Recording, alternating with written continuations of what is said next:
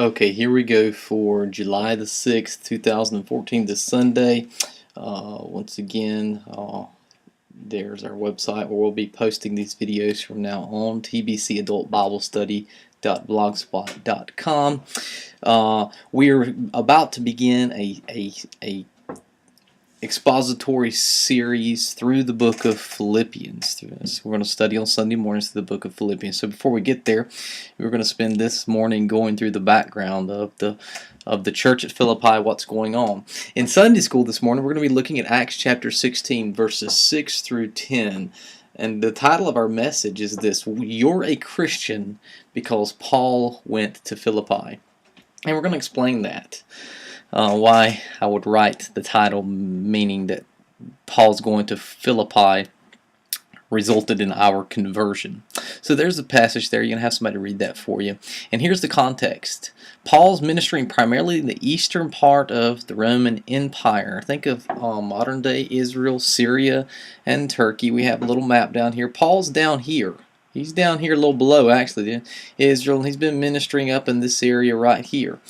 And so he's praying for an opening to go further north. He wants to go into this area here toward the Black Sea, and possibly following the Black Sea on around either this way into the northern part of the empire, into where the barbarians were, where the empire wasn't so strong, which would be modern day Ukraine, Belarus, and Russia, or even going east toward modern day China, Kazakhstan, anyway, back into Russia. So he's thinking about doing that, it says in that passage. But God sends a vision of a man in Macedonia calling for him to preach the gospel to him. So Paul instead comes down here, sails across toward Macedonia, lands here in Philippi, and starts preaching the gospel. And thus, it starts opening the doorway of the gospel to go this way toward Rome, which Rome is about right here, so the center of the empire. So instead of going east, Paul is sent westward, arriving first at the city of Philippi. And here's our goal today. And this is a very difficult sermon lesson because of what it's dealing with. It's dealing with very big picture world history ideas, and unfortunately most Americans were such poor students of world history that you probably have to go really slow. But our goal is to see how Christianity's expansion westward towards Rome, and thus Western Europe, which getting into modern day Germany, modern day France, and modern day England as well, and Spain and Portugal. This providential move of the gospel westward had cataclysmic consequences for the history of the world. All the nations of Western Europe, Netherlands, France, Spain, England, Germany, Portugal, etc., became primarily Christian nations. Now you think about some of the great theologians of history, Calvin, Luther, and Zwingli, Zwingli Swiss, Calvin French, Luther German, Western Europeans, okay? Whatever you think about those men, Baptists in America exist. Christianity exists because of men like that. They are our forefathers, and so all the nations of Western they became Christian nations, which led to the expansion of the gospel south toward Africa a little bit, but primarily west toward North and South America. When you start seeing the Spanish conquest of the South, they started taking the gospel there, and there's a lot of problems with it. They were sowing the gospel there. And in the North, we see when the early Europeans came, they came here for religious freedom purposes, thus establishing the gospel in America. While at the same time, the nations east of the empire, think of modern day China, Afghanistan, Iran, modern day Russia, and the Stans, Uzbekistan, Turkmenistan, Azerbaijan, and Kazakhstan, all these countries, even modern day, are not strongholds for the gospel. In fact, a lot of persecution going on. The gospel is not strong there at all. A lot of political influence against Christianity. And so you see how history has borne out this move. Paul going west, turning his back there, has sent the gospel to us, and these people still are in a kind of a darkness now. We're trying to penetrate that, but you see how this providentially turned history. And so that's what we're going to see. We got 3 key points here. And the first one is this: God is providentially controlling the advancement of the gospel. God's in control. That's what we're going to see here. Paul is desiring to preach the gospel in the regions beyond Judea. As we saw, he's wanting to go up north. He anticipates going up to Bithynia. And Bithynia is going to be in this area right here, northern Turkey. He's anticipating going up there, but God cuts him off. The Holy Spirit tells him no. And instead, God tells Paul to go west towards Macedonia, as we see in our map there. Macedonia here, which would be part of the western part of the empire. This is the eastern part. This is western part. And remember, at this time, Christianity was primarily isolated in this area here. Primarily isolated in Jerusalem and Judea, Syria, and southern part of Turkey along the Mediterranean coast. Hasn't yet expanded into the stronghold of Europe, where the stronghold of the empire really was. And so that's kind of what's going on now. Now, this is what this first point means for us. It would seem odd for us to think of God denying access of the gospel to a people, but for a time that's the case here. Paul was not allowed to go to where there really lost people were, and he was sent to where other lost people were. And there's an opportunity cost to that, as we're going to see later. But this reveals Rome's primary importance in the expansion of Christianity over the next few centuries. Rome would for the next few centuries be the dominant player in world history. And what we're going to see is a couple hundred years after Paul, Rome becomes a Christian nation, an entirely Christian nation. And there were some issues with their view of Christianity. We still have issues with that today. The Roman Catholic Church is an apostate church, I believe.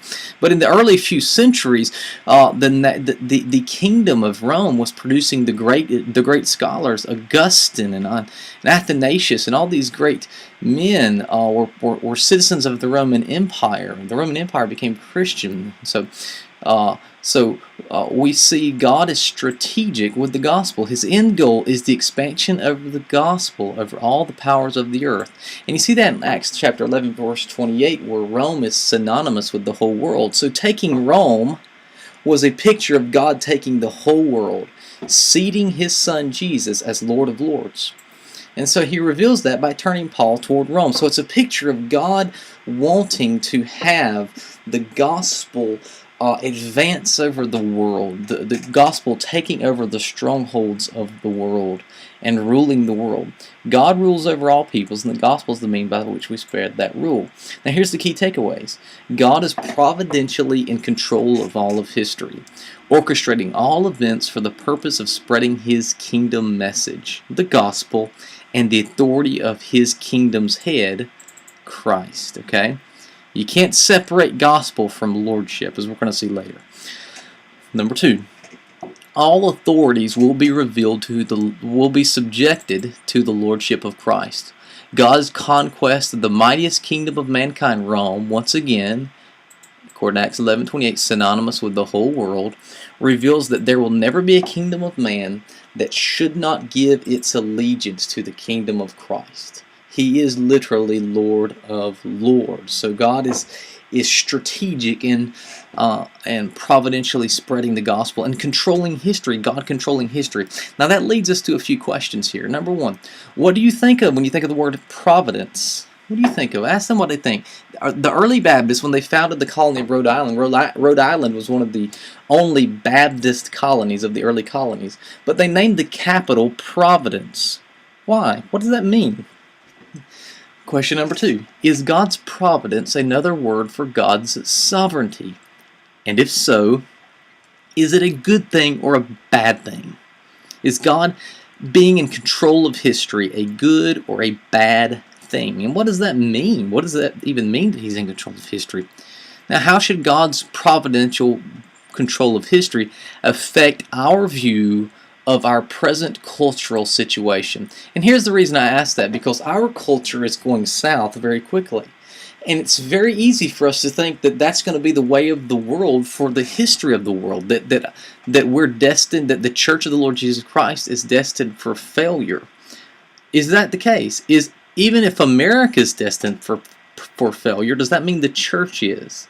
If God's providentially in control of history, is He guiding history toward a good conclusion or a bad conclusion? And that's something you could think about. I obviously have my own ideas on that. They're very different from most Baptists. But I want y'all to talk about that, okay? All right, now familiarize yourself with this map here of the 1040 window, okay, which is the primary area of lostness and unengaged, unreached people groups of the earth, because that's going to influence our thinking in key point number 2. God's providential control of history has benefited us, but it hasn't yet benefited all people. Verses 7 through 10, what we're going to see here is, once again, Paul is turned away from some people to go west. Now, what is going on? Well, what we're going to see is that benefited the people of the West. You know, they got the gospel. They got the great church planter to go to them. But with every gain, there is a cost, even an opportunity cost here. The opportunity to go west meant that Paul couldn't go east. He couldn't go to those other areas. Thus, those other areas would remain barren ground, where the West would become fertile ground. And so, what does that mean? When the reality is that the gospel is much more rooted and established in Western culture than it is in Eastern culture. Back up to our map. Paul went that way, and the white indicates where a strong presence of the church is. He goes that way, and instead of this way. Don't you see how this had huge influence on the history of the world and the spread of Christianity? It's benefited the people here and here, where we are. But look at these people. Most of these people still remain in darkness, and Christianity is very small and difficult, and doesn't have a strong hold in those lands. Okay. All right. Now, what does this mean for us? Here's what it is. There's always lost people. We can't save all people. Paul followed God, which meant that he would be neglecting a potentially fertile mission field in the north and the east. Instead of following his own desires, Paul listened to the Lord's guidance, not knowing what the future entailed. He didn't know that this was going to eventually take him to Rome. He didn't know it was going to take his head, and he didn't know that Rome would become one of the great churches of the early centuries. But he followed God. And because God led Paul to Philippi, we are gathered in Alabama. What is the connection between this move and Alabama? Well, back up to our map.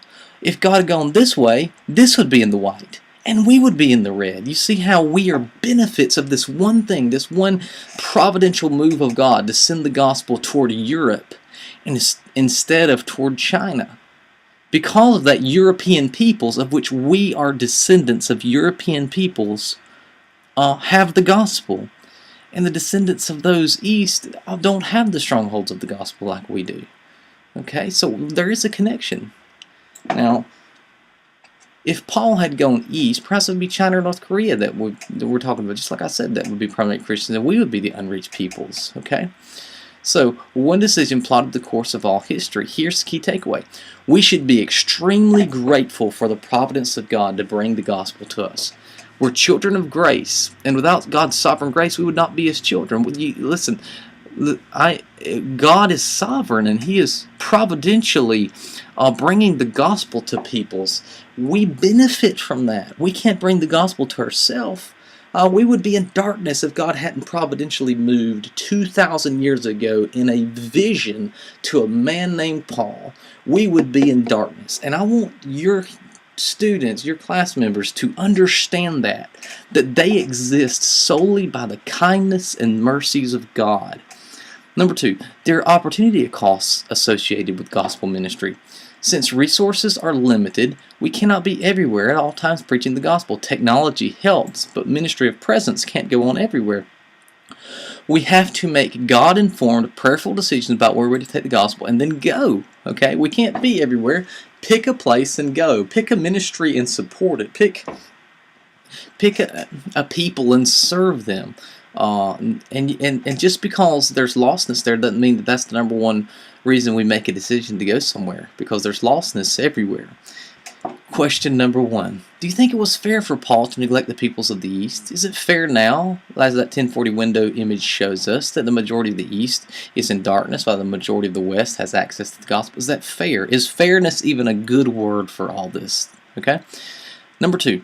The International Mission Board has prioritized unreached, unengaged peoples of the 1040 window as their number one focus. They rarely send missionaries to South America anymore. And they no longer prioritize seminary trainings. If I wanted to go overseas and be a seminary professor and train indigenous pastors, say in the country of Chile, I couldn't go with the International Mission Board because they no longer do that.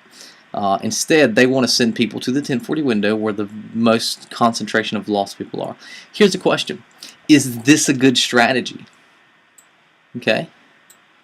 Is lostness the number one indicator of where we're to preach the gospel? And then ask them, what are positives and negatives of this strategy? Okay. Number 3, how does it make you feel that God sovereignly directed the gospel toward us where we can benefit from it, while people in North Korea and in China and many parts of the East and Asia have yet to experience what we've experienced? How does it make them feel? Does it make them feel grateful, prideful, arrogant? Ask them this. Let them think through that. Final point, key point number 3. Christ will have dominion over all the earth.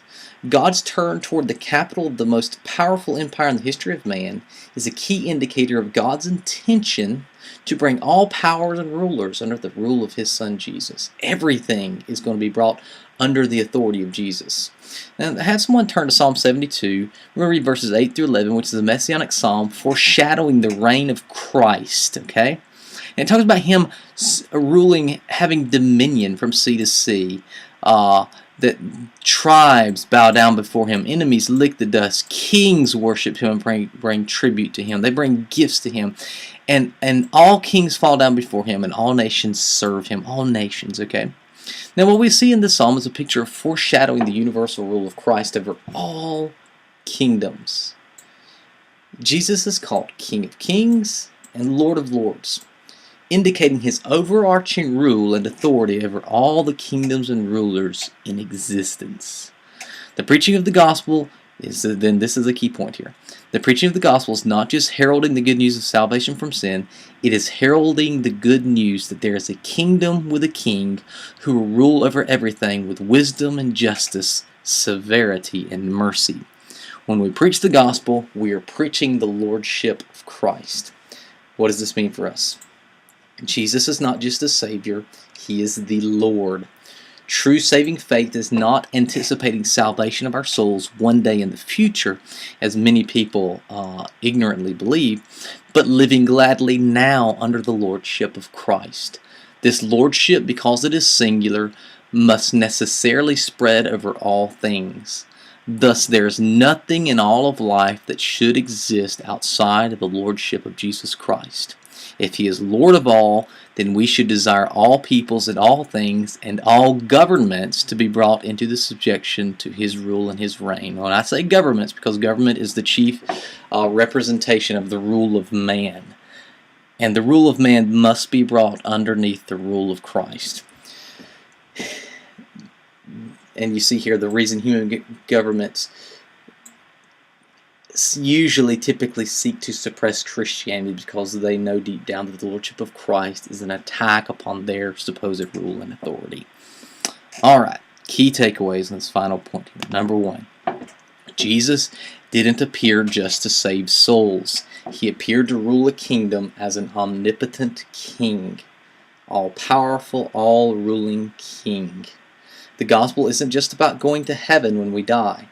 It's also about living now under the rule and authority of Christ. Number 2, because Jesus' rule is meant to be universal over all things, those presently in power will resist His rule because it will destroy the seat of their power. This is why we see such hostility between government forces and biblical Christianity.